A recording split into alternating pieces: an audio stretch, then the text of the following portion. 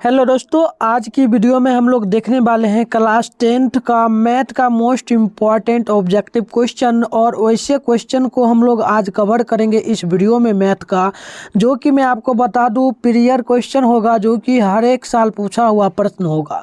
और अगर मैं आपको बता दूं, इस क्लास को अगर आप लोग पूरा कर लेते हो, अगर इस क्लास को कंटिन्यू देख लेते हो, तो मैं आपको बता देता हूँ इसी क्लास से मैथ में अगर आप मैथ में कमज़ोर हो या फिर आप बढ़िया भी हो, उससे कोई फ़र्क नहीं है। तो अगर आप लोग इस वीडियो को पूरा देख लीजिएगा तो मैं आपको 100% गारंटी के साथ बोलूँगा कि इसी वीडियो से, इसी मेथड पर और कोई प्रश्न तो ऐसा होगा, 5 प्रश्न तो ऐसा मिलेगा जो कि 5 से 7 प्रश्न, ठीक है, 5 से 7 प्रश्न ऐसा रहेगा जो सेम आपके पेपर में छपेगा। और कुछ ऐसा भी प्रश्न रहेगा, लगभग इस वीडियो से मैं आपको बताऊं तो टोटल लगभग यहाँ पर 10 प्रश्न से प्लस रहने वाला है, 10 प्रश्न से ज़्यादा। और 7 से 5 प्रश्न सेम इसी जैसा कि ये क्वेश्चन आपको दिख रहा है, सेम यही क्वेश्चन रहेगा। और 3-4 क्वेश्चन जो होगा वह अंक चेंज रहेगा, लेकिन क्वेश्चन यही रहेगा। तो अगर आप लोग पूरा वीडियो को देख लेते हो, एक एक क्वेश्चन को समझ लेते हो, तो मैं आपको बताता हूँ 10 नंबर आपका इसी वीडियो से रहेगा। तो आप लोग इस वीडियो को पूरा देखें और क्वेश्चन को समझें, और ताकि आप मैथ में बना सको। तो देखिए, पहली सवाल काफ़ी इंपॉर्टेंट है और ये 2011 में पूछा गया प्रश्न है। और ये कहा जा रहा है कि निम्न में से कौन परिमेय संख्या है, कौन इनमें से परिमेय संख्या है। तो आइए देखिए, अगर हम लोग ऑप्शन नंबर यहाँ पर बी को देखेंगे तो ऑप्शन नंबर बी में दिया गया है 2। यहाँ पर देखेंगे आप लोग तो 2√2 बटे में यहाँ पर दिया गया है √2। तो अगर हम लोग यहाँ पर √2 को कैंसिल आउट करेंगे तो यहाँ पर बचेगा 2। तो 2 आपको पता है यह सम संख्या है, और सम संख्या हो या विषम संख्या हो, वो क्या बनता है, वो परिमेय संख्या बनता है। तो यहाँ पर परिमेय संख्या क्या होगा, ऑप्शन नंबर बी बिल्कुल सही होगा। तो समझ में आ गया, सेम यही क्वेश्चन रहेगा, इसी पर अंक थोड़ा सा चेंज मिलेगा। तो आपका 1 नंबर इसी क्वेश्चन, इसी मेथड पर आपका 1 नंबर फिक्स हो गया, ठीक है। तो समझ में आ गया, आप लोग कमेंट करेंगे। एंड देखिए, नेक्स्ट क्वेश्चन है, अगली क्वेश्चन आपसे 2 नंबर पूछा जा रहा है। और ये क्वेश्चन है, किसी धनात्मक पूर्णांक के लिए एक संख्या ए दिया है, दूसरी संख्या बी दिया है। तो इसके लिए ए चूंकि बी का जो मौसा यानी एचसीएफ जो निकल रहा है ना, क्या याद रखेंगे आप लोग, एचसीएफ जो निकल रहा है वो दिया गया है ए चूंकि बी। तो हमें एलसीएम निम्न में से किसके बराबर होगा, एचसीएफ है तो उसके बराबर हमें एलसीएम बराबर करना है। और ये क्वेश्चन काफ़ी इंपॉर्टेंट है, मैं आपको बोलूँगा इसको पूरा आप लोग समझ लो, क्योंकि ये 2011 में तो पूछा गया फिक्स है, और भी कई बार पूछा गया है। क्योंकि मैं उल्टा कर देखा हूँ तो कई बार क्या गया है, मैं उतना यहाँ पर लिखा नहीं हूँ कि कब कब पूछा गया, लेकिन काफ़ी बार पूछा गया, तो इसको भी समझ लेंगे आप, काफ़ी इंपॉर्टेंट है। तो देखिए, इसके लिए आप लोग एक मेथड याद रखेंगे, कुछ नहीं, सिंपल है। यहाँ पर ए चूंकि बी आपको हर जगह देखने को मिल रहा है, और आपसे एलसीएम पूछा जा रहा है, एलसीएम निम्न में से किसके बराबर होगा, क्या आपसे पूछा जा रहा है एलसीएम निम्न में से किसके बराबर होगा।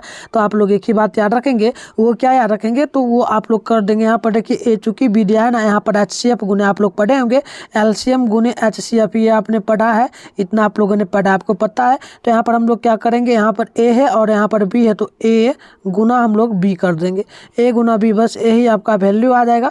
तो ऑप्शन नंबर यहाँ पर सी बिल्कुल राइट होगा। तो ठीक है, आपको समझ में आ गया, आप लोग जरूर कमेंट करके बताना।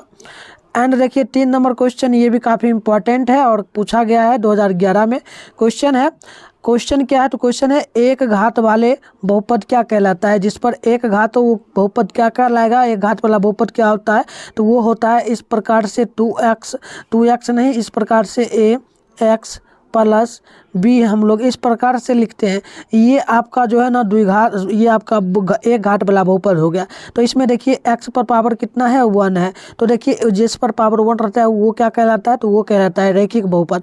तो यहाँ पर ऑप्शन नंबर सी बिल्कुल राइट होगा। क्या होगा, सी बिल्कुल सही होगा 3 नंबर क्वेश्चन का। समझ में आ गया आपको। और देखिए, यहीं पर 3-4 क्वेश्चन बन जाएगा, और इसी में आपको यहाँ पर अभी समझा देता हूँ, आप समझिए 1 नंबर आपका इसी क्वेश्चन से फिक्स रहेगा।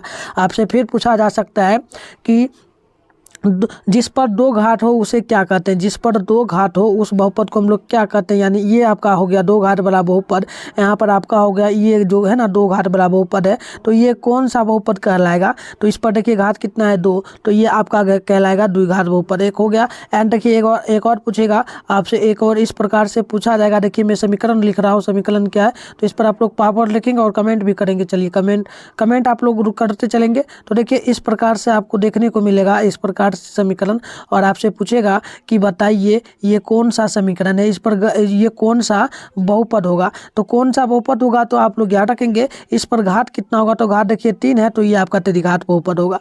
तो ये आपका हो गया, ठीक है। तो यहाँ से देखिए आपका क्लियर हो जाना चाहिए। 3 समीकरण मैंने बताया, एक घात के लिए बताया ये आपका रैखिक होगा, द्विघात के लिए मैंने बताया द्विघात जिस पर पावर 2 हो वो आपका द्विघात कहलाता है, त्रिघात के लिए मैंने बताया जिस पर 3 घात हो उसे हम लोग त्रिघात कहते हैं। तो ये आपका क्लियर हो गया। और देखिए यहाँ पर एक और क्वेश्चन, यहाँ पर लास्ट में जो ऑप्शन ये दिया है डी, इनमें से कोई नहीं बहुपद नहीं है। तो बहुपद कौन नहीं होगा, जिस पर ना घात हो ना बहुपद हो, यानी कि इस प्रकार से आप को दे दिया जा सकता है। जैसे कि यहाँ पर आपको सीधे दे देगा क्या, तो सीधे जैसे कि यहाँ पर आपको 2 + 3x दे देगा। तो देखिए यहाँ पर तो सबसे पहले इसे हम लोग ठीक भी कर सकते हैं, ऐसा आपको देखने को मिलेगा, ऐसा आपको देखने को मिलेगा। पूछेगा यह कौन सा बहुपद है, तो इनमें से बहुपद ये नहीं होगा। तो ये भी आप लोग याद रखेंगे। तो आपका क्लियर हो गया। आप लोग कमेंट करेंगे क्या, अगर आप लोगों को बहुपद वाला कोई भी सवाल आप पूछा जाए तो आप लोग बना लोगे। आप लोग कमेंट करके बताना, 1 नंबर आपका फिक्स हो गया एकदम। चलिए सभी लोग छाप देंगे और बना देंगे, ठीक है ना। चलिए नेक्स्ट क्वेश्चन देखिए, 4 नंबर क्वेश्चन ये है 2011 का पूछा हुआ प्रश्न है कि त्रिघात बहुपद का व्यापक रूप क्या होता है। त्रिघात बहुपद क्या है, देखिए मैंने अभी आपको बता दिया त्रिघात बहुपद पर पावर 3 होना चाहिए तो वो त्रिघात बहुपद कहलाएगा। तो देखिए इसमें 3 पावर किस पर है, तो ऑप्शन नंबर सी में है, तो बिल्कुल सही होगा 4 का ऑप्शन नंबर सी क्लियर होना चाहिए, ठीक है ना। आप देखिए अगली क्वेश्चन आपसे 5 नंबर पूछा गया है कि यदि साइन ए बराबर जो है ना 3/4 है तो कॉस ए का वैल्यू क्या हो सकता है। तो देखिए सबसे पहले तो हमें साइन पता रहना चाहिए। साइन में फॉर्मूला क्या होता है, साइन थीटा में, साइन थीटा जो होता है ना ये लंब एल द्वारा हम लोग सूचित करते हैं लंब एंड कर्ण को के द्वारा, तो लंब बटे कर्ण होता है। तो हमें यहाँ पर देखिए लंब बटे कर्ण दे दिया है तो 3 दिया है लंब यहाँ पर देखेंगे, और यहाँ पर कर्ण दिया है 4। तो हमें देखिए लंब निकल चुका है, कर्ण निकल चुका है, हमें आधार निकालना है। तो कॉस थीटा में होता है, कॉस थीटा किसके बराबर होता है, तो कॉस थीटा जो होता है ना, कॉस थीटा ये होता है आधार, यानी ए द्वारा सूचित करते हैं आधार बटे कर्ण। तो हमें आधार निकालना है। तो आधार निकालने के लिए मैं निकालूंगा नहीं, मैं आपको यहाँ पर बता देता हूँ, निकाल लिया हूँ मैं पहले ही। तो देखिए यहाँ पर साइन हमने निकाला, साइन मैंने आपको बता ही दिया था मैंने अभी ही जस्ट आपको बताया। साइन जो है यह 3/4 हो गया। तो यहाँ पर हमें कॉस निकालना है, तो कॉस में हमें आधार को पहले ज्ञात करना होगा। तो आधार के लिए फॉर्मूला जो होता है ये होता है √ कर्ण का स्क्वायर प्लस लंब का स्क्वायर। तो हम लोग मान रखेंगे, देखिए लंब कर्ण हमें दिया है 4, तो हमने 4 का यहाँ पर वर्ग कर दिया, माइनस है तो माइनस, और यहाँ पर हमें 3 दिया है किसका, लंब, तो लंब का हमने कर दिया। तो देखिए √ में निकल गया 16, 4 का वर्ग 16, 3 का वर्ग आ गया 9।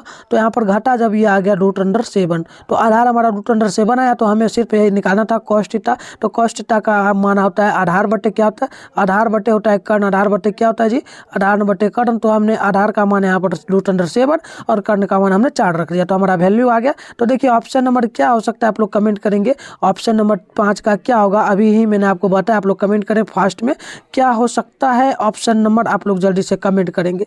चलिए ऑप्शन नंबर सी बिल्कुल सही होगा, ठीक है, एकदम क्लियर होना चाहिए। इस प्रकार का जो भी प्रश्न देगा आप लोग बना दोगे। अब देखिए यह प्रश्न भी काफ़ी इंपॉर्टेंट है, ये 6 नंबर है प्रश्न। प्रश्न tan A किसके बराबर होता है, tan थीटा या tan A किसके बराबर होता है। 2011 में पूछा गया प्रश्न और कई बार पूछा गया है, बहुत बार ये पूछा गया प्रश्न। मैं आपको बता दूं इस वीडियो में जो भी प्रश्न आएगा, जो भी प्रश्न अभी आप लोग देख रहे हो इस वीडियो में, सभी प्रश्न इंपॉर्टेंट है और काफ़ी बार पूछा गया है। और मैं पहले ही आपको 10 नंबर तक बताया, लेकिन 10 नंबर से ज़्यादा आपका इसी वीडियो से बनेगा। बस आपको समझना है, मेथड समझना है, याद रखोगे बस हो जाएगा, ठीक है। तो देखिए tan A किसके बराबर होता है, तो tan A है ना, ये हम लोग tan A को क्या लिख सकते हैं, tan A, ठीक है ना, tan A इसको हम लोग क्या लिख सकते हैं, तो इसको हम लोग क्या क्या लिख सकते हैं, तो इसके बदले हम लोग लिख सकते हैं cot 90 - A, cot 90 - A। तो देखिए ये हमारा ऑप्शन नंबर होगा क्या, ऑप्शन नंबर ए बिल्कुल सही होगा। अगली क्वेश्चन को देखेंगे और आप लोगों से अनुरोध है कि आप लोग हमारे चैनल पे नए हो तो आप लोग चैनल को सब्सक्राइब कर लो, क्योंकि इसी प्रकार से आपको इंपॉर्टेंट क्वेश्चन का क्लास देखने को मिलेगा। और जो भी नोट्स होगा आपको क्लास होने के 1-2 घंटा बाद आपको टेलीग्राम ग्रुप में भी एंड व्हाट्सअप ग्रुप में भी आपको मिल जाएगा, ठीक है ना। तो उसके लिए आप लोग ग्रुप ज्वाइन करके रखेंगे। तो चलिए मैं आपको आगे बताता हूँ कैसे। और आपको अगर ज्वाइन लेना है ग्रुप तो आप लोग टेलीग्राम ग्रुप जाइए, नीचे वीडियो के डिस्क्रिप्शन बॉक्स में व्हाट्सअप ग्रुप, टेलीग्राम ग्रुप सभी का लिंक दिया हुआ है, आप लोग ज्वाइन कर लेंगे। तो आइए अगली क्वेश्चन को देखते हैं। 7 नंबर क्वेश्चन है 2011 का, ये भी पूछा गया प्रश्न है किसी बिंदु x अक्ष की दूरी उस बिंदु की क्या कहलाती है। तो x अक्ष की दूरी जब भी पूछे तो वो कोटि कहलाती है। आप लोग ऑप्शन नंबर बी को याद रखेंगे। क्या याद रखेंगे? Option number B. आप देखिए नेक्स्ट क्वेश्चन क्या है, तो 8 नंबर क्वेश्चन है और ये है निम्न में से कौन वृत्त का क्षेत्रफल का सूत्र, यानी वृत्त का क्षेत्रफल का सूत्र क्या होता है, ये आपको यहाँ पर बताना है। तो क्या होगा, और 2011 में भी ये प्रश्न पूछा गया है। तो देखिए आप लोग ऑप्शन नंबर बताओ जल्दी से क्या हो सकता है। तो देखिए यहाँ पर मैं आपको बता दूँ, ऑप्शन नंबर सी होगा pi R square. Pi R square जो है ना, यह वृत्त का क्षेत्रफल का सूत्र होता है। तो आप ये याद रखेंगे 8 नंबर प्रश्न का। अब अगली क्वेश्चन को आप लोग देखेंगे और आंसर भी बताने का प्रयास करेंगे। 9 नंबर है संचयी बारंबारता वक्र क्या कहलाती है, और 2011 में ये प्रश्न पूछा गया है। संचयी बारंबारता वक्र जो है ना, यह क्या कहलाती है, सभी को पता होना चाहिए। त्वरण कहलाती है। त्वरण कहलाती है, यानी ऑप्शन नंबर ए बिल्कुल यहाँ पर सही होगा। आप देखिए अगली क्वेश्चन 10 नंबर है और ये प्रश्न पूछा गया है 2011 में। प्रश्न है यूक्लिड विभाजन एल्गोरिथम दो धनात्मक पूर्णांकों को निम्न में से किसे परिकलित करने का तकनीक है। तो हम लोग यूक्लिड विभाजन जो होता है ना, ये होता है ए बराबर, आप लोग फॉर्मूला याद रखेंगे यूक्लिड विभाजन एल्गोरिथम का होता है ए बराबर बी क्यू होता है प्लस आर। ए बराबर बी क्यू प्लस आर होता है। तो ये हमारा फॉर्मूला होता है यूक्लिड विभाजन प्रमेय का, ठीक है ना। तो यहाँ पर हमें ये पूछना है कि इस फॉर्मूला द्वारा हम लोग क्या निकालते हैं। तो हम लोग इस फॉर्मूला द्वारा HCF निकालते हैं। HCF निकालते हैं, तो ऑप्शन नंबर बी बिल्कुल राइट होगा। आप लोग याद रखेंगे 10 नंबर का।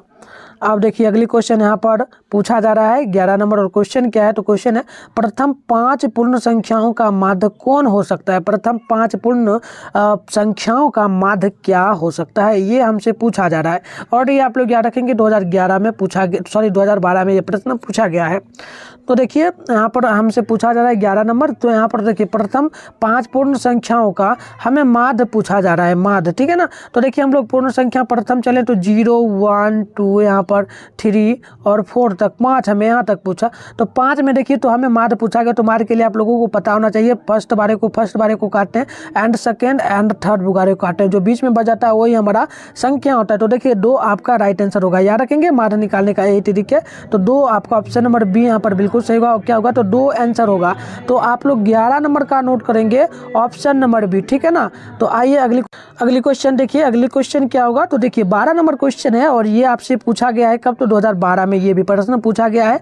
प्रश्न 12 नंबर कि 2 वृत्तों के क्षेत्रफल का अनुपात जो है ना वह 4:1 है, तो उसकी त्रिज्या का अनुपात क्या होगा। कहने का अर्थ है कि वृत्त, पूरा वृत्त आपका इस प्रकार से होता है और इस प्रकार से आप लोगों को पता होना चाहिए वृत्त होता है। तो इसमें देखिए त्रिज्या क्या होता है, इस प्रकार से एक यहाँ पर होता है आपका वक्रता केंद्र, वो वाला यहाँ पर हम लोग वक्रता केंद्र कहते हैं, और यहाँ से दूरी होता है। तो ये जो है ना आधा त्रिज्या हो जाता है, आधा होता है। तो इसका 2πr होता है फॉर्मूला, आपको पता है ना वृत्त की त्रिज्या का 2πr फॉर्मूला होता है। ये भी आपको पता होना चाहिए, यानी कि आधा होता है वृत्त की त्रिज्या जो है ना वह वृत्त के क्षेत्रफल से आधा होता है। तो यहाँ पर आधा इसका हम लोग करेंगे। तो आधा देखिए 4 अनुपात दिया है 1, तो हम लोग आधा करेंगे तो क्या होगा 4 का आधा 2 होगा, और यहाँ पर हम लोग 1 का आधा कर नहीं सकते हैं, तो 1 का आधा 1 ही रह जाएगा।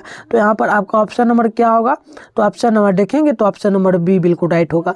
ऑप्शन नंबर 12 का बी बिल्कुल सही होगा। अब देखिए अगली क्वेश्चन क्या है 13 नंबर। ये क्वेश्चन है 2012 में पूछा गया प्रश्न है यदि tan थीटा बराबर √3 है तो थीटा का वैल्यू बताइए। मतलब कहने का अर्थ कुछ नहीं है कि थीटा है, tan थीटा बराबर दिया है √3, यानी tan थीटा, यानी कि हमें क्या करना है tan थीटा जो है ना, सॉरी चलिए ठीक है यहाँ पर देखिए tan थीटा बराबर √3, यानी कि tan थीटा में √3 की वैल्यू क्या होती है डिग्री में, ये आपको बताना है। तो सबको पता होगा, आप लोगों को पता है तो कमेंट करेंगे। तो देखिए ये आपको पता रहना चाहिए 60 डिग्री के बराबर होता है, यानी ऑप्शन नंबर डी यहाँ पर बिल्कुल राइट आंसर होगा। अब देखिए अगली क्वेश्चन काफ़ी मोस्ट इंपॉर्टेंट होगा, इसे देखना काफ़ी ज़रूरी होगा, समझेंगे तभी बनेगा आपसे, वरना ये बनने वाला है नहीं। 14 नंबर क्वेश्चन है, ठीक है। चलिए 14 नंबर है क्वेश्चन और इसको सॉल्व करते हैं तो बहुत आसानी से हम लोग इसको सॉल्व करेंगे। तो देखिए क्वेश्चन है 14 नंबर और क्वेश्चन 2012 में पूछा गया है। प्रश्न है, प्रश्न क्या है तो प्रश्न देखेंगे तो प्रश्न दिया गया है 60 cos 60 डिग्री प्लस 1 बटे में दिया है cos 60 डिग्री माइनस 1 का मान निम्नलिखित में से किसके बराबर हो सकता है। मतलब हम लोग कुछ नहीं करेंगे, हमें cos 60 डिग्री दिया है तो हम लोग क्या करेंगे, cos सबसे पहले तो यहाँ पर जान लीजिए, यहाँ पर मैं आपको साइड में लिख देता हूँ cos 60 डिग्री का वैल्यू क्या होता है, cos 60 डिग्री का वैल्यू क्या होता है, ये आपको सबसे पहले, चलिए ये आपको सबसे पहले पता रहना चाहिए। तो cos 60 डिग्री का वैल्यू जो होता है ना, cos 60 डिग्री का, वो मैं आपको बता दूँ 1/2 होता है, 1/2 होता है, याद रखेंगे आप लोग 1/2, ठीक है। तो 1/2 होता है cos 60 डिग्री का वैल्यू। तो हमें कुछ नहीं करना है, यहाँ पर हम लोग क्या कर सकते हैं, तो चलिए इसको सॉल्यूशन करेंगे। तो यहाँ पर हम लोग सॉल्यूशन क्या कर सकते हैं तो करेंगे, चलिए cos 60 डिग्री जो है ना, इसका वैल्यू 1/2 होता है। तो देखिए cos 60 डिग्री को हल करेंगे, वाइट ले लेते हैं ताकि समझने में कोई दिक्कत ना हो, कोई परेशानी ना हो। तो देखिए यहाँ पर हम लोग एक लकीर लेंगे, 1/2 हो जाएगा, ऊपर वाला जो है cos 60 डिग्री, तो इसका 1/2 हो जाएगा। प्लस है तो प्लस देंगे, 1 है यहाँ पर बचा हुआ तो 1 को देंगे। अब देखिए नीचे जो है cos 60 डिग्री, तो इसका भी वैल्यू जो है ना 1/2 हो जाएगा, और यहाँ पर माइनस में 1 है तो 1 हो जाएगा। अब देखिए आगे सॉल्व करेंगे, बीच में लकी लीजिए, एलसीएम हम लोग ई दोनों में लेंगे, ई दोनों में, तो यहाँ पर हो जाएगा क्या, तो यहाँ 2 नीचे एलसीएम आएगा, ऊपर में बचेगा 1, प्लस में आपका 1, प्लस में यहाँ पर बचेगा 2, प्लस में बचेगा 2, तो 2 बच गया। अब देखिए नीचे जब एलसीएम हम लोग लेंगे ई दोनों में, तो ई दोनों में आपका एलसीएम आ जाएगा 2 आ गया, तो बचा ऊपर में 1, यहाँ बच गया आपका 2। तो देखिए यहाँ पर हम लोग क्या क्या कर सकते हैं, तो कर बहुत आसानी से सकते हैं, 2 और 2 को कैंसिल आउट कर देंगे। अब देखिए 2 और 2 को हमने कैंसिल आउट किया। अब चलिए नेक्स्ट ले लेते हैं दूसरा कलर ताकि समझने में दिक्कत ना हो। यहाँ देखिए 2 और 2 कैंसिल आउट हुआ। अब देखिए ऊपर में ये दोनों जुटेगा, तो ये दोनों जुटेगा तो हो जाएगा आपका क्या, तो हो जाएगा 3, 1 प्लस 2 हो गया 3। अब देखिए यहाँ पर हो गया -2 प्लस 1, तो ये आपका हो जाएगा माइनस में 1। तो देखिए माइनस में 1 हो गया ना, तो अब हम लोग क्या कर सकते हैं, माइनस लगाए तो माइनस तो रहबे करेगा, तो -3 यहाँ पर आपका वैल्यू आ जाएगा, -3 वैल्यू आ जाएगा। समझ में आ गया आप लोगों को, आप लोग कमेंट करना। तो देखिए -3 यहाँ पर आपका दिया गया है ऑप्शन नंबर किस में, तो ऑप्शन नंबर बी में, ऑप्शन नंबर बी में दिया गया है। तो आप लोग देख लेंगे, समझ में आ गया, आप लोग कमेंट करना, कमेंट बॉक्स में जरूर बताओ। चलिए सबको समझ में आना चाहिए, इसी प्रकार से बनेगा सब क्वेश्चन।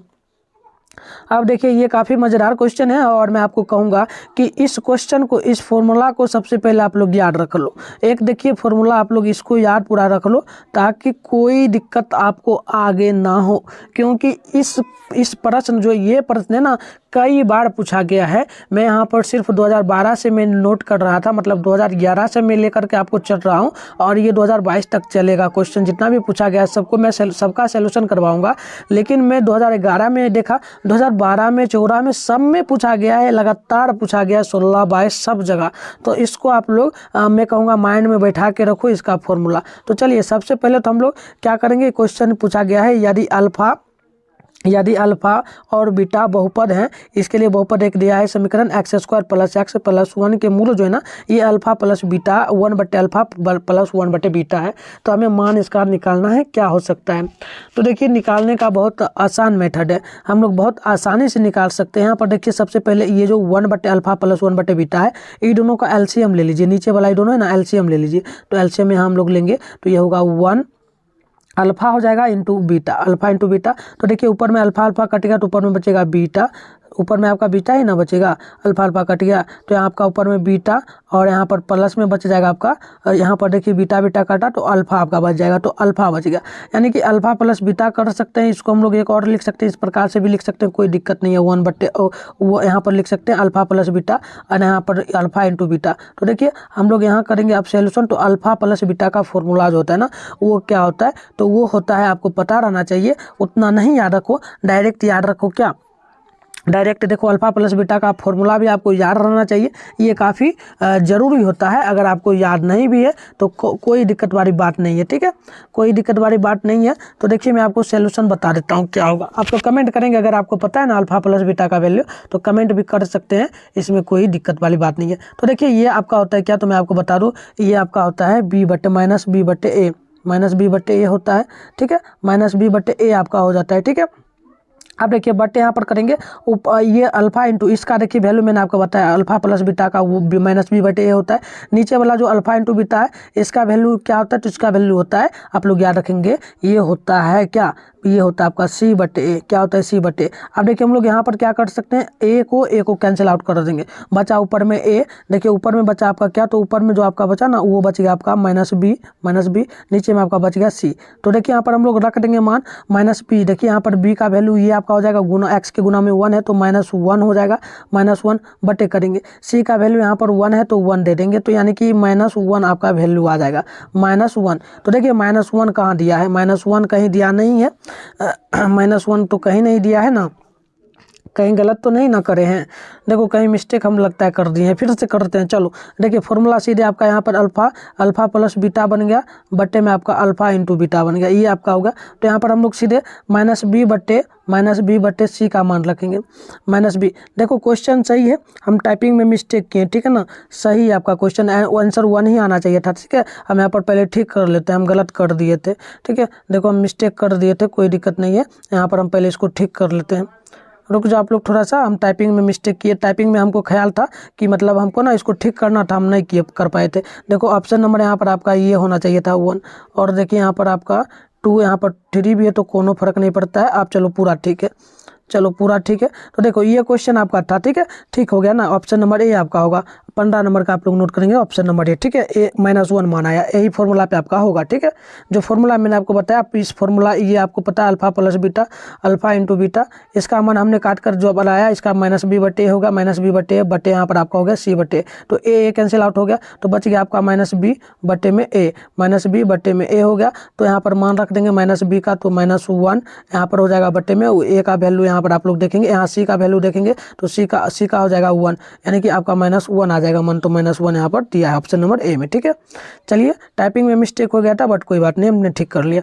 अब देखिए नेक्स्ट क्वेश्चन यहाँ पर है 16 नंबर, और क्वेश्चन है एक द्विघात बहुपद के मूलों का योगफल जो है ना वो योगफल दे दिया गया है 2, यानी कि अल्फा, यहाँ पर देखेंगे अल्फा प्लस बीटा जो दिया है ना, यहाँ अल्फा प्लस बीटा जो दिया है, चलिए इधर करके लिखते हैं। देखिए बहुत आसान है, इसको समझ लीजिएगा ना तो पूरा एकदम क्वेश्चन बन जाएगा। इस मेथड पर काफ़ी क्वेश्चन रहेगा और एक क्वेश्चन 100% रहेगा। देखिए क्वेश्चन है, ये एक बहुपद है, उसके योगफल जो है ना वो दिया गया है 2, और गुणनफल जो है ना वो 15 दिया है। तो हमें मान निकालना, तो सबसे पहले देखिए अल्फा प्लस बीटा का वैल्यू क्या होता है। देखिए मैं आपको बता दूँ, यहाँ पर अल्फा प्लस बीटा आपको याद रखना है, अल्फा प्लस बीटा ये आपका योग होता है, अल्फा इंटू बीटा ये आपका गुणनफल होता है। तो देखिए अल्फा प्लस बीटा का वैल्यू यहाँ पर 2 दिया है, और यहाँ पर गुणनफल अल्फा इंटू बीटा, यहाँ गुणनफल यहाँ पर दिया है अल्फा इंटू बीटा का 15, तो ये दिया है, ये दोनों आपको पता चल गया। तो अब आपको क्या करना है, एक समीकरण ले लेना है, ठीक है, एक समीकरण आपको ले लेना है। तो चलिए हम समीकरण एक बनाएंगे। समीकरण के लिए क्या फॉर्मूला होता है, मेथड होता है, तो वो समीकरण के लिए होता है, ये होता है, ठीक है ना। चलिए इसको पहले मिटा देते हैं, इसको मिटा देते हैं। तो आइए इसको मिटा करके हम लोग करते हैं, आपको वो पता चल गया। इसके लिए जो मेथड होता है वो होता है क्या, तो मैं आपको बता रहा हूँ, ठीक है ना। 16 नंबर क्वेश्चन है, चलिए आप लोग भी कमेंट करेंगे। ये जो होता है ना x² हमें एक द्विघात को ऊपर प्राप्त करना है, तो उसके लिए x² प्लस हम यहाँ पर क्या लेते हैं, यहाँ पर हम लोग लेते हैं क्या, तो चलिए यहाँ पर हम लोग लेते हैं प्लस नहीं लेते हैं, पहले यहाँ पर माइनस होता है, यहाँ पर होता है अल्फा प्लस बीटा और x होता है, माइनस यहाँ पर फिर होता है आपका अल्फा इंटू बीटा, ये आपका होता है, ठीक है। आप देखिए यहाँ पर हम लोग x² को वैसे ही रखेंगे, माइनस हुए तो माइनस, अल्फा प्लस बीटा का वैल्यू हमें यहाँ पर 2 दिया था तो 2 हमने दे दिया, x है तो गुना में x देंगे, माइनस है तो माइनस देंगे, यहाँ पर प्लस होता है, ठीक है, यहाँ पर भी प्लस होता है, ठीक है। आप लोग याद रखेंगे, क्या नंबर है, 16 नंबर है ना। चलो 16 नंबर है तो ठीक है, यहाँ पर भी माइनस से होता है, यहाँ पर भी माइनस से होता है। तो अल्फा इंटू बीटा का वैल्यू यहाँ पर 15 दिया है तो 15 रखेंगे। तो देखिए फॉर्मूला जो है ना इस प्रकार से हमने बैठा है, तो मान निकल के आपका ऑप्शन नंबर डी आ गया, ठीक है। तो इस प्रकार से आप लोग इस क्वेश्चन का सॉल्यूशन करेंगे, और इस टाइप पर क्वेश्चन काफ़ी बनता है। आपको सिर्फ यही योग और यहाँ पर योग और गुणनफल आपको दे देगा, कहेगा कि द्विघात बहुपद ज्ञात करिए। तो आप लोग फॉर्मूला सिर्फ यही याद रखना, अल्फा प्लस बीटा बराबर मान लेना फर्स्ट वाले को 2, यहाँ पर गुणनफल मान लेना योगफल, और गुणनफल आप लोग अल्फा इंटू बीटा को मान लीजिएगा 15 को, ठीक है। तो ये मानकर आप लोग बैठाइएगा तो वैल्यू आपका निकल जाएगा, ठीक है। चलिए अगली क्वेश्चन देखिए, ये क्वेश्चन तो सभी को पता होना चाहिए, कमेंट करेंगे। बिंदु दिया है -4 चूँकि 3 3 की स्थिति किस पार में है। तो आपको ये एक डायग्राम याद रहना चाहिए। फर्स्ट क्वाड्रेंट में जो होता है ना, ये आपका फर्स्ट क्वाड्रेंट, ये आपका सेकंड हो जाता है, ये जो है ना ये थर्ड हो जाता है, ये थर्ड हो जाता है, और ये फोर्थ हो जाता है, यानी चौथा होता है। तो पहला में होता है माइनस, चूंकि माइनस आपको याद रहना चाहिए, मैं लिख देता हूँ, ठीक है। पहला में माइनस, चूंकि माइनस होता है।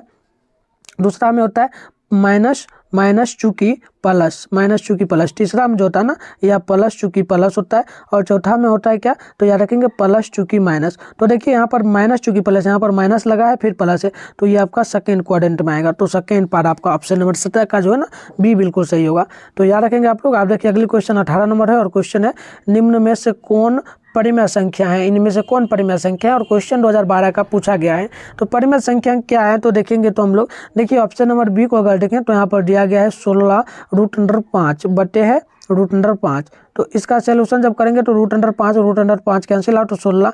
अब देखिए 16 को हम लोग अगर इसका बहुपद वर्ग करेंगे तो ये आपका आ जाएगा 4 निकल के। तो 4 कौन सी संख्या है, तो 4 आपको पता है कि सम संख्याएं। कौन सी संख्या है, तो सम संख्या। तो सम संख्या है तो ये परिमेय संख्या ही होगा हमारा। तो ऑप्शन नंबर यहाँ पर बी बिल्कुल आपका टिक होगा, बी बिल्कुल सही होगा, ठीक है। आप चलिए अगली क्वेश्चन यहाँ पर देखेंगे, 19 नंबर है, और क्वेश्चन क्या है, तो क्वेश्चन है निम्नलिखित में से कौन बहुपद नहीं है। देखिए मैंने आपको शुरू में ही बताया था, शायद दूसरा नंबर क्वेश्चन में बहुपद नहीं भी पूछेगा, तो क्या याद रखेंगे। तो देखिए बहुपद नहीं है तो यहाँ पर देखेंगे ऑप्शन नंबर सीधे हम लोग देखेंगे सी को। ऑप्शन नंबर सी को देखेंगे तो ऑप्शन नंबर सी बिल्कुल राइट होगा। तो ऑप्शन नंबर सी में टिक मारेंगे आप लोग, ठीक है। चलिए 19 का ऑप्शन नंबर सी होगा। अब आइए अगली क्वेश्चन को हम लोग देखेंगे। अगली क्वेश्चन की ओर बढ़ेंगे। उससे पहले आप लोगों से अनुरोध है कि आप लोग वीडियो को लाइक करें जितना हो सके, और शेयर करें अपने फ्रेंड में, क्योंकि आपके लिए हम बहुत मेहनत करते हैं। तो आप लोगों का काम है कि हम थोड़ा सा शेयर कर सकते हैं वीडियो को, ठीक है। तो आप लोग शेयर कर देंगे जितना हो सके। जितना भी फ्रेंड आपका पढ़ रहा है उनमें शेयर करेंगे, जो मैथ में कमजोर है उनके पास इस वीडियो को आप लोग जरूर भेजें, क्योंकि ये इंपॉर्टेंट है। और आप लोग व्हाट्सअप स्टोरी भी लगा सकते हैं अगर आपका मन हो तो। व्हाट्सअप में आप लोग स्टोरी के रूप में आप इस वीडियो का लिंक लगाएं, ताकि आपका जो भी फ्रेंड क्लास 10 में पढ़ रहा है और मैथ में कमजोर है तो उनका थोड़ा सा यहाँ पर अच्छा आ जाए नंबर। लगभग 10 नंबर इस वीडियो से मिलने वाला है, तो आप लोग कंटिन्यू उनको शेयर करें। तो आइए अगली क्वेश्चन यहाँ पर 20 नंबर है। बिंदु जो दिया है ना, यह 2 चूंकि 3 है, और दूसरा है 4 चूंकि 1। इसके बीच की दूरी हमें ज्ञात करना है। 2013 का पूछा गया प्रश्न है, और काफ़ी बार पूछा जाता है, लेकिन हम बस 2013 लिखें क्योंकि 2013 में फिक्स रूप से पूछा गया, और कभी भी पूछा गया है, बहुत बार पूछा गया, लेकिन हम एक ही बार लिखें, ठीक है। तो देखिए इसको निकालने के लिए आपको सबसे पहले दो है ना दूरी सूत्र का फॉर्मूला याद होना चाहिए। ये आपका क्या होता है, तो मैं आपको लिख देता हूँ। ये हो जाता है, मैं आपको बता दूं, ये आपका x1 होता है, ठीक है। यहाँ पर लिखता हूँ, ये x1 होता है। यहाँ पर देखिए इधर करके लिख देते हैं, पहले लिख देते हैं तब हम समझाएंगे। ये आपका जो ना x1 हो गया, ये आपका हो गया y1, ठीक है। अब देखिए ये जो आपका हो जाएगा, ये यहाँ पर लिख रहे हैं, ये आपका हो जाता है क्या होगा जी, चलिए ये आपका होगा x2, और ये आपका होगा यहाँ पर क्या होगा y2। इतना हमने लिख दिया ना, y2 होगा ना, चलो y2 होगा। तो अब आपको दूरी सूत्र का फॉर्मूला जो होता है ना, दूरी सूत्र हम लोग लिख रहे हैं, दूरी सूत्र देखेंगे आप लोग। दूरी सूत्र का फॉर्मूला जो होता है ना, यह रूट अंडर होता है, क्या क्या होता है तो देखेंगे, x2 माइनस x1। यहाँ पर देखिए लिख देते हैं, x2 माइनस x1 का यहाँ पर होता है वर्ग होता है, माइनस होता है, इसी में यहाँ पर प्लस होता है, ठीक है। फिर होता है यहाँ पर y2 माइनस y1 का पर। तो इस पर आप लोग मान रख करके अगर निकालेंगे तो हम निकाल ही देते हैं, चलो कोई दिक्कत नहीं, हम निकाल ही देते हैं। तो आइए निकाल ही देते हैं, ठीक है। तो आइए यहाँ पर निकालते हैं, ये हो गया। अब हम लोग क्या करेंगे, यहाँ पर मान रखेंगे, रूट अंडर लगाएंगे, और देखिए यहाँ पर हम लोग डायरेक्ट करते हैं x2। देखिए x2 क्या है, तो x2 आपका 4 है ना। x2 आपका यहाँ पर देखेंगे तो x2 क्या है, तो आपका 4 x2। तो 4 का यहाँ पर हम लोग करेंगे, और यहाँ पर घटाएंगे 4 में से क्या x1 को, यानी x1 आपका जो है या 2 है, तो सीधे घटाएंगे तो यहाँ पर आपका 2 हो जाएगा, ठीक है। 4 में से 2 जाएगा तो 2 यहाँ पर होगा। 2 का हम डायरेक्ट वर्ग ही कर देते हैं, 2 का वर्ग करेंगे तो 2 का वर्ग 4 होगा, ठीक है। माइनस है यहाँ पर देखिए प्लस है तो प्लस। अब देखिए यहाँ पर हम लोग करेंगे y2 का मान क्या है, तो y2 का वैल्यू यहाँ पर देखेंगे तो 1 है, और देखेंगे y2 वो इसका 1 है, और 1 का वर्ग करेंगे तो 1 ही रह जाएगा, ठीक है। अब देखिए y1 का वैल्यू आपका यहाँ पर दिया है 3, तो 3 होगा। तो 4 सबसे पहले आप लोग 3 में से घटा देंगे 4 को, तो आपका हो जाएगा -2 का वर्ग करेंगे तो वो होगा 4, तो 4 हो गया। आप हम लोग फिर करेंगे, ये दोनों को जोड़ेंगे तो 8 होगा। 8 का हम लोग एलसीएम लेंगे तो 2 गुना 2 यानी कि यहाँ पर यहाँ पर दो जो है ना दो बार है तो 2 निकल जाएगा बाहर और 1 2 बचेगा अंदर में, यानी कि 2√2 ये आपका आंसर होगा। तो देखिए क्या होगा आंसर 2√2 इकाई आपका ऑप्शन नंबर है ये बिल्कुल सही होगा। समझ में आया? आप लोग कमेंट करेंगे। और दूरी सूत्र पर काफ़ी प्रश्न पूछा जाता है तो दूरी सूत्र याद रखेंगे, पूरा क्वेश्चन आपका बन जाएगा। ठीक है, एक मेथड पर यहाँ से भी इस फॉर्मूला से 1 नंबर आपका फिक्स है। आप देखिए 21 नंबर क्वेश्चन, और ये क्वेश्चन है किसी बिंदु y अक्ष से उसकी दूरी बिंदु क्या कहलाएगी, यानी y अक्ष से दूरी क्या कहलाती है बिंदु। तो y अक्ष के लिए है तो y को छोड़ करके x अक्ष बचा है तो x अक्ष x निर्देशांक कहलाएगा। तो x निर्देशांक, तो ऑप्शन नंबर बी बिल्कुल राइट होगा 21 नंबर क्वेश्चन का। ठीक है, अब देखिए अगली क्वेश्चन यहाँ पर 22 नंबर है और क्वेश्चन है दो समरूप त्रिभुजों की भुजाएं जो ना 4:9 है, तो इस त्रिभुजों का क्षेत्रफल का अनुपात क्या होगा। क्षेत्रफल का अनुपात मतलब कहने का अर्थ हो गया 4:9। इसका वर्ग क्या हो सकता है, तो 4 का वर्ग हो सकता है 16, और यहाँ पर हम लोग करेंगे 9 का वर्ग तो 81, यानी कि 16:81, 16:81 होगा। और क्वेश्चन देखिएगा 2013 का पूछा गया है, तो 22 नंबर का ऑप्शन नंबर सी होगा। अब अगली क्वेश्चन यहाँ पर देखेंगे 23 नंबर है √2 क्या है। √2 एक कौन सी संख्या है। 2013 में पूछा गया प्रश्न और काफ़ी बार पूछा जाता है। √7 आपसे पूछा जा सकता है, √5 पूछा जा सकता है, यहाँ पर आपसे एक और ये भी पूछा जा सकता है, √11 भी, ये सब पूछा जाएगा। कौन सी संख्या, तो याद रखेंगे अपरिमेय संख्या होता है। तो ऑप्शन नंबर बी में टिक मारेंगे आप लोग। अब देखिए अगली क्वेश्चन यहाँ पर है 24 नंबर क्वेश्चन है दो परिमेय संख्याओं के बीच अधिकतम कितनी परिमेय संख्या आ सकती है। तो एक 2 ले लेते हैं, एक 4 ले लेते हैं, इसमें अनंत संख्या आ सकता है। तो ऑप्शन नंबर आप लोग सीधे टी में टिक मारेंगे। अब देखिए यहाँ पर 25 है कौन रेखीय बहुपद का व्यंजक है। रेखीय बहुपद का व्यंजक क्या है, तो ये भी क्वेश्चन पूछा गया है 2013 में। तो आप लोग 25 नंबर का देखेंगे तो ये होगा रेखीय बहुपद। रेखीय बहुपद का मतलब रेखीय से मतलब क्या हुआ, जिसमें x पर पावर 1 होना चाहिए। तो देखिए इस समय तो पावर बहुत ज़्यादा है, ये सब नहीं होगा। ऑप्शन नंबर ए आपका हो जाएगा, ऑप्शन नंबर ए रेखीय बहुपद होगा। अब यहाँ पर है 26 नंबर क्वेश्चन अर्धगोले के संपूर्ण पृष्ठ का क्षेत्रफल क्या होता है। मतलब कि अर्धगोले के संपूर्ण पृष्ठ का क्षेत्रफल जो होता है उसका फॉर्मूला क्या होता है। तो ये आपको फॉर्मूला याद रखना है, ये होता है 3πr²। 3πr² होता है, 3πr² आप लोग नोट करेंगे। ऑप्शन नंबर बी बिल्कुल सही होगा। अब अगली क्वेश्चन यहाँ पर 27 नंबर है और ये क्वेश्चन है 44 मीटर परिधि वाले वृत्त की त्रिज्या क्या होगी। और ये क्वेश्चन जो है ना 2013 में पूछा गया है। तो देखिए ये क्वेश्चन है और इसमें अगर आप लोग सोल्यूशन करेंगे तो सबसे पहले आपको वृत्त की परिधि की त्रिज्या जो है ना वो याद रहना चाहिए सबसे पहले। तो यहाँ पर हम लोग करेंगे वृत्त की परिधि जो है ना वृत्त की त्रिज्या, वृत्त की त्रिज्या क्या फॉर्मूला होता है इसका फॉर्मूला, तो ये फॉर्मूला आपको पता रहना चाहिए। ये होता है यहाँ पर 2πr होता है। तो देखिए 44 सेंटीमीटर दिया है तो वृत्त की परिधि दिया है, तो इधर हम लोग रखेंगे परिधि बराबर हम लोग देंगे। अब अगर सोल्यूशन इसका करेंगे पूरा तो यहाँ पर क्या कर सकते हैं 44 को वैसे ही रहने देंगे, 44 बराबर देखिए 2 पाई का वैल्यू आपको 22/7 पता रहना चाहिए। आप देखिए यहाँ पर r गुना में तो गुना रहने देंगे। अब देखिए 44 है तो 44 को वैसे ही रखेंगे, अब बराबर करेंगे। अब हम लोग क्या कर सकते हैं यहाँ पर गुना कर देंगे, 22 को कर देंगे 4 से गुना, 22 को करेंगे यहाँ पर 2 से गुना, तो हो जाएगा 44/7 इतना होगा। अब आगे जब हम लोग करेंगे इसका सोल्यूशन तो इसमें हम लोग आप क्या कर सकते हैं, r तो है गुना में r में रहने देना है। अब देखिए यहाँ पर हम लोग क्या करेंगे इसको इस प्रकार से सबसे पहले कर लेते हैं। अब देखिए यहाँ पर एक और काम कर सकते हैं, ये जो 44 है ना 44 को इधर ला देंगे, 44 रहेगा 44/7 और देखिए इसके गुना में इधर करके लिखते हैं फिर से। चलिए यहाँ देखेंगे, यहाँ से ये देखिए 44/7 यहाँ पर देखिए दूसरा कलर चेंज करते हैं 44, यहाँ पर देखेंगे आप लोग 44 बटे में आपका हो जाएगा 7। और देखिए ये 7 जो है ना ये 44 गुना में, यहाँ पर गुना में इधर बराबर में इधर जाएगा ना इसके गुना भाग में आ जाएगा, तो भाग में आपका आ जाएगा 44, यहाँ पर हमने लिख दिया 44। अब देखिए इधर जब हम लोग करेंगे यहाँ पर आपका बराबर में आर ही बचा, ठीक है, यहाँ पर बराबर में आर ही बचा। देखिए इधर ही करते हैं ताकि आपको समझ में आए पूरा। चलिए इधर लिखने में थोड़ा दिक्कत हो रहा है। अब देखिए यहाँ पर हम लोग जब करेंगे यहाँ से साइड तो यहाँ पर देखिए 44 आपका जो है ना 44/7 इसको यहाँ पर लिखेंगे 44/7 और ये गुना में आपका जो है ना 44 इधर जो बचा है ये आपका गुना में भाग में आ जाएगा इधर, और r बचा है गुना में तो रहेगा। अब देखिए ये 44/7 7। अब देखिए ये गुना में जो भाग में 44 था ये ऊपर आएगा तो गुना में आ जाएगा, गुना में आ जाएगा। 44 कैंसिल आउट, r गुना में बचा था रह जाएगा। अब देखिए r बराबर डायरेक्ट जो आपका निकल के आ जाएगा, इसको हम लोग पलट देंगे ऊपर तो ये आपका 7 बच जाएगा। तो 7 आपका आंसर होगा। देखिए 7 का आंसर दिया है ऑप्शन नंबर किस में, तो ऑप्शन नंबर बी में दिया है 7 मीटर। क्या दिया है 7 मीटर, तो ऑप्शन नंबर बी बिल्कुल सही होगा।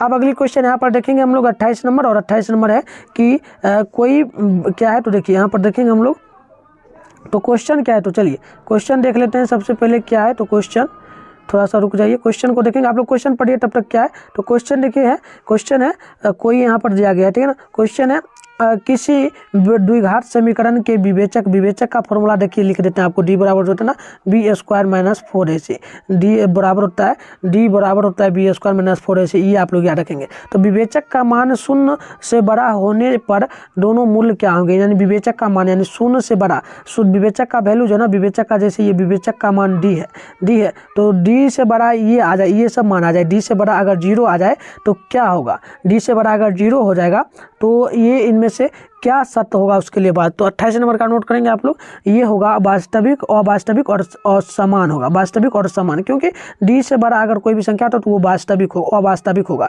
तो ये आप लोग याद रखेंगे, ठीक है। अब अगली क्वेश्चन यहाँ पर देखेंगे 29 नंबर, और ये क्वेश्चन है 9 sec square theta minus 9 tan square theta. और ये क्वेश्चन काफ़ी बार पूछा गया, बट मैंने 2013 ही लिखा क्योंकि मैं उससे ही कलेक्ट किया था। तो देखिए इसका सोल्यूशन जब करेंगे तो यहाँ पर आपको 9 को हम लोग कॉमन लेंगे तो बचेगा क्या, तो बचेगा सेक स्क्वायर थीटा, और यहाँ पर बचेगा माइनस यहाँ पर 10 स्क्वायर थीटा इतना बच गया। तो 9 यहाँ पर रहने देंगे। अब देखिए यहाँ पर आपको ये पता रहना चाहिए sec square theta minus 10 square theta का वैल्यू 1 होता है, तो 1 गुना 9 यानी 9, तो 9 आपका ऑप्शन नंबर बी बिल्कुल यहाँ पर राइट होगा। आप देखिए अगली क्वेश्चन यहाँ पर क्या है, तो 30 नंबर है, और क्वेश्चन है कि 43035 का बहुलक क्या हो सकता है, और 2014 का पूछा गया प्रश्न और काफ़ी बार पूछा जाता है ये प्रश्न, ठीक है। तो देखिए हमें बहुलक पूछा जा रहा है तो इसके लिए बहुलक क्या हो सकता है, तो इसमें थोड़ा समझने वाली बात है, क्योंकि हम लोग देखते हैं जो सबसे बड़ा पद हो और जो सबसे ज़्यादा बार आता है उसे हम लोग बहुलक कहते हैं, ठीक है ना, जो सबसे ज़्यादा बार आए। तो यहाँ पर देखिए समझने में थोड़ा दिक्कत होगा, क्योंकि आंकड़ा जो दिया है ना, आंकड़ा क्या क्या दिया है, तो आंकड़ा को हम लोग देखेंगे सबसे पहले। देखिए आंकड़ा जो दिया है ना, आंकड़ा ये क्या क्या दिया है आंकड़ा, ठीक है। तो देखिए आंकड़ा दिया है, यहाँ पर हम लोग पहले सही कर देते हैं, दिया है 0 जो सही से लिखते हैं सही क्रम में। तो देखिए 0 होगा पहले, फिर होगा 3 चूँकि 3, फिर होगा 4 चूँकि 4, और होगा 5। तो ये आपका आंकड़ा हो गया। अब देखिए यहाँ पर ये देखिए 3 मिल रहा है इधर और 4 इधर मिल रहा है, ठीक है। तो यहाँ देखिए 4 और 3 में हम लोग अंतर देखें तो 4 और 3 में देखिए 4 और 3 में देखेंगे, ठीक है। आइए 4 और 3 में हम लोग देखेंगे, 4 और 3 में, ठीक है। तो चलिए 4 और 3 में अगर हम लोग देखेंगे ना, 4 और 3 में ये देखिए हम लोग क्या क्या कर दिए। चलिए 4 यहाँ पर क्या क्या बचा था तो फिर से लिख देते हैं, ठीक है। देखिए यहाँ पर बचा है, फिर से आंकड़ा लिखते हैं, मिस्टेक हो गया कुछ। आंकड़ा देखिए आंकड़ा जो आपका है यहाँ पर क्या क्या दिया है, जो लिखेंगे सही से 0 3 और होगा 4 एंड 5, सही कर बढ़ते क्रम में हमने लिखा। अब देखिए यहाँ पर 3 ये दोनों मिल रहा है बराबर, दो बार यानी आ रहा है, ये सबसे ज़्यादा है 3 भी, और इस संख्या में 4 भी सबसे ज़्यादा बार है। तो अगर हम लोग यहाँ पर क्या करेंगे, यहाँ पर हम लोग देखेंगे 3 और 4 ये दोनों में अंतर कौन सबसे बड़ा कौन है, 3 और 4 में, तो यहाँ पर 4 सबसे बड़ा होगा। तो हमें बहुलक पूछा, तो बहुलक आपका यहाँ पर क्या होगा, तो बहुलक जो होगा ना ये एकदम 4 होगा। तो देखिए 4 आपका ऑप्शन नंबर सी में होगा, ठीक है। तो आप लोग ऑप्शन नंबर यहाँ पर सी नोट कर लेंगे। अब देखिए अगली क्वेश्चन क्या है, तो यहाँ पर 31 नंबर है, और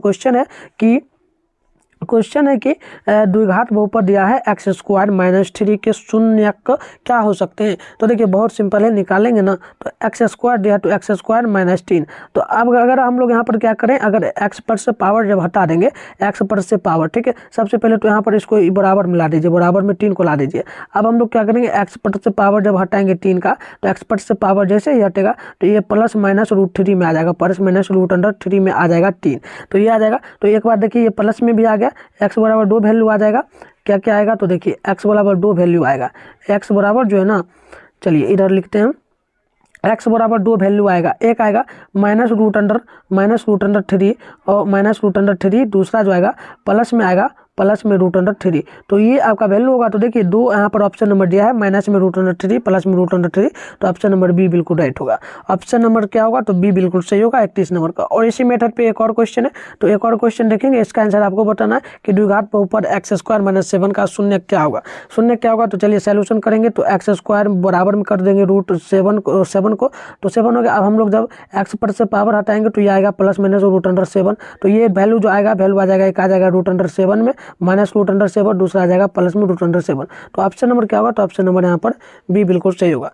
तो इस प्रकार से मैंने आपको आज जो क्वेश्चन करवाया, टोटल मैंने आपको कितना आज का क्लास में क्वेश्चन करवाया, तो लगभग मैंने आपको ज़्यादा तो क्वेश्चन नहीं, लगभग 32 क्वेश्चन इस क्लास में हमने देखा। और मैं आपको बता दूं 32 प्रश्न जो मैंने आपको करवाया, अगर आप लोगों ने सही से समझ लिया है, अगर आपको समझ सही से नहीं है, कुछ मिस्टेक हुआ, तो फिर से एक बार वीडियो आप देख लीजिए कंटिन्यू, ताकि पूरा समझ आ जाएगा। और आप लोगों को ये नोट्स कहाँ मिलेगा, तो वो भी बता देता हूँ।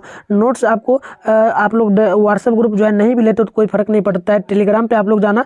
चैनल का नाम आप लोग नीचे देखेंगे, नीचे यहाँ पर आपको शो हो रहा होगा, मिठुन स्टडी सेंटर चैनल का नाम है। जो अक्षर जैसे है वैसे टाइप कीजिएगा, टेलीग्राम पे सर्च कीजिएगा तो टेलीग्राम ग्रुप खुल के आएगा, जो सेम चैनल का लोगो लगा रहेगा, ठीक है, लगा रहेगा। तो उसको आप लोग ज्वाइन कर लेंगे। वहाँ पर आपको ये नोट्स, आप लोग फाइल वाला ऑप्शन में जा करके देखिएगा तो ये आपको PDF देखने को मिल जाएगा, ठीक है। और जो बच्चे व्हाट्सएप ग्रुप में ज्वाइन है उनको तो दिक्कत लेना ही नहीं है, उनको तो मिल ही जाएगा, ठीक है। और जैसे ही आपको मिलता है, मैं कहूँगा पहले आप वीडियो को देख लो, और जैसे ही आपको मिलता है इस सब को पहले कॉपी में नोट कर लेना, और इस सब को आप अच्छी तरीके से एकदम बना लेना, समझ लेना। लगभग 5 बार आप लोग रिविजन करना, लगातार रिविजन करना। लगभग यहाँ से मैंने लगभग आपको कम ही बताया, 15 नंबर लगभग इसी वीडियो से रहेगा, क्योंकि ये ऐसा क्वेश्चन मैं बताऊं, और जो मेथड मैंने आपको बताया, इससे अगर आप लोग याद रखोगे तो 15 नंबर तो इसी वीडियो से आपका कंफर्म है, ठीक है। तो पूरा देखिए, इस वीडियो को देख लीजिए, समझ लीजिए, नोट्स आपको मिल जाएगा। अगर आप लोग चाहते हैं कि व्हाट्सएप ग्रुप में ही हम लोग ले, तो वहाँ के लिए आप लोग नंबर मिला ले लेंगे 600, यहाँ पर देखेंगे 96 98 095, ठीक है। इस नंबर पर मैसेज करेंगे यस सर करके, तो मैं आपको ग्रुप में ज्वाइन कर दूंगा। और टेलीग्राम ग्रुप भी आप लोग ज्वाइन ले लें। और आपका टेस्ट भी होता है टेलीग्राम ग्रुप में, जो कि संडे को होता है, तो टेलीग्राम ग्रुप आप लोग ज्वाइन ले लेंगे, ठीक है। और वहाँ पर टेस्ट आप लोग जरूर देंगे। तो चलिए, धन्यवाद, मिलते हैं किसी और वीडियो के साथ। तब तक के लिए आप तमाम दोस्तों को जय हिंद। और आप लोग जाने से पहले वीडियो को लाइक कर देंगे, चैनल पर नहीं हो तो चैनल को सब्सक्राइब कर लेंगे, और एक शेयर आप लोग अपने फ्रेंड में कर देंगे। और जाते जाते आप लोग एक अपना प्यारा सा कमेंट करके जाएंगे। और प्यारा सा कमेंट क्या करना है, तो वो करना है कि नेक्स्ट क्लास कब लाएं मैथ का, ठीक है, कब लाएं, ये आप लोगों को बताना है, ठीक है। तो ये आप लोग जल्दी बता देना। तो चलिए, धन्यवाद।